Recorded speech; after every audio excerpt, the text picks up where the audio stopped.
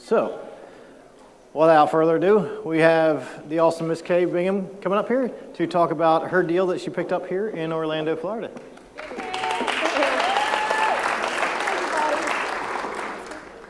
So tell us real quick a little bit about yourself and what you do.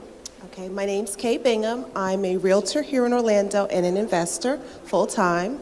Retired from my day job and started investing full-time. Love it. Congratulations. Love it. Yes. Tell me about the house. How did you end up finding it? Okay, so I tell everybody that knows me that I love real estate. Of course, I'm selling it. I let everybody know that I'm investing. I try to network, not as much as I used to, but I still make a priority to get out there and let everybody know what I'm doing. I'm always asking. I'm a problem solver of people's problems with real estate. So if someone has a problem, even if I can't solve it, I try to refer them to somebody who can. This particular deal I got is a subject to. Someone passed away who I knew, and their family's estate was trying to settle lots of property issues and decided this property was sort of upside down. It wasn't really bringing in any income, and it was a liability, and once the family member died, she was overwhelmed with a lot of debt. So she was trying to figure out what to do with the property, and to sell it would probably be an expense opposed to being able to make a profit, and she would have to spend money to get rid of the property. A realtor friend of mine said, "Hey Kay, you think you can help her sort through the problem?" I was like, absolutely. After talking to her, I said, I'll assume the payments on that property. And she was like, huh? She was a bit confused, like, why would you want a property? But I'm looking to acquire, I usually flip, but I'm looking to acquire some rental properties in the next year or two with the market slowing down. And I figured if I held it, it shouldn't be a problem. Just, I talked to her about it. She was very open to the idea. Of course, I didn't pressure her. I just explained to her very gently what I planned to do, which was take over the payments and, take care of the property. All she would have to do is just provide a little cooperation. She was open to that.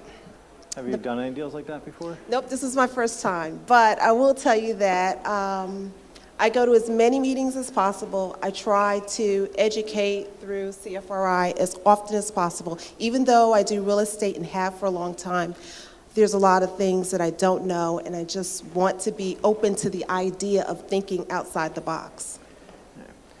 When you went through the house initially, what kind of repairs did you think it needed to get it in rental condition? So it was vacant. They had a renter who was in the property. A lot of little stuff like non-working lights, fixtures falling down, that type of thing. But the structure's a block home, and really and I'll tell you, I do a quick walkthrough on the house, but pretty much nothing scares me except for horrible mold and sinkholes. Oh no. But it just needed a lot of care. It was not in great condition, but the people that were living there were probably not paying the rent at some point. So, and the person who passed away was not well, so they probably weren't breathing and checking on the property on a regular basis and, breathing life into making sure their investment was okay. What did you end up doing to it to get it rental ready? Okay, so some people wouldn't do a total rehab, but I did a quick rehab. I usually flip and gut the whole place, but I didn't do that. I updated the bathroom. It was a green bathroom before.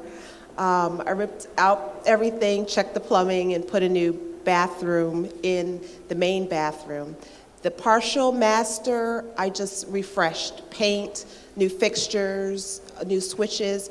Whenever I take over a property, I generally change out all of the fixtures, as many of the outlets as possible, and just do a safety check because I don't want anything burning down. I painted the whole house, patched any walls. The floor was tile. I opened up the closet, The HVAC was 6 months old. Brand new HVAC in the closet. So That's a good surprise. yes. So pretty much, I had set a $5,000 budget, but I came in at 4. So I was That pretty is proud amazing. of myself. So, why don't you run down the overall numbers? And you ended up getting, do you have a tenant in there now, correct? I do have a tenant, so this is the cool part.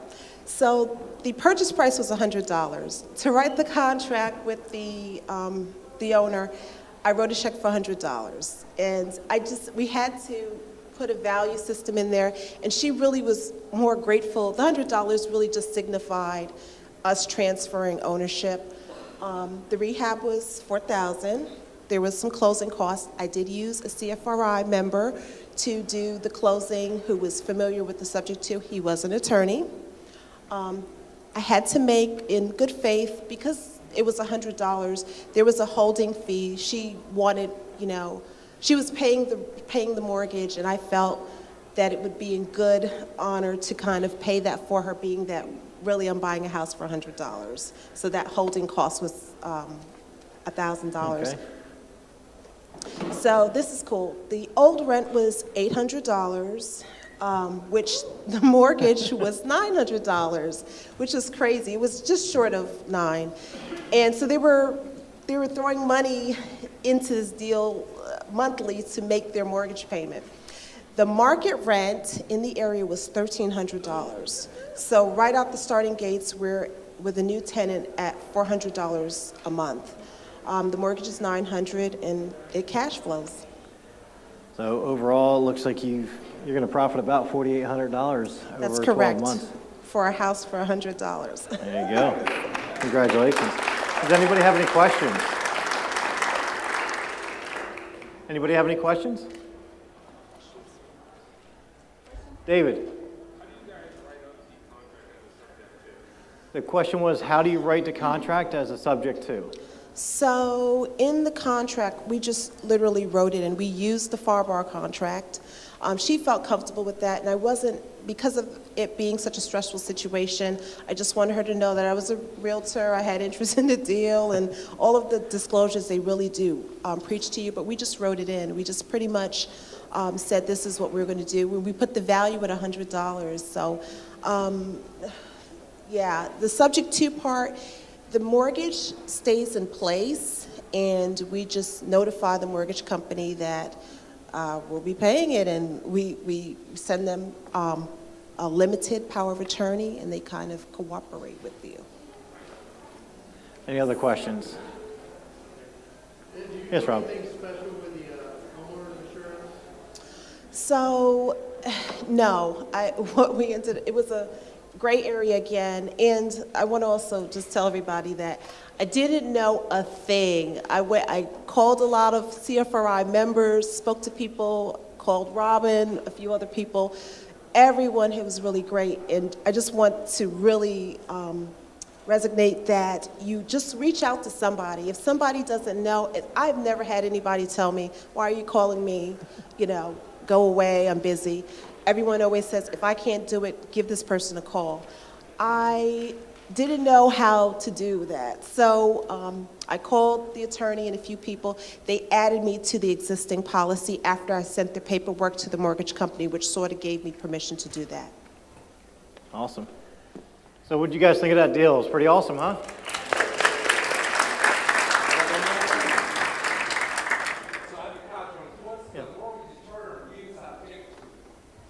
I'm sorry, I don't think I answered. What was the term of the mortgage? Oh, it was a 30-year mortgage. Now, he bought it, it's a funny thing, he has paid down quite a bit, the previous owner.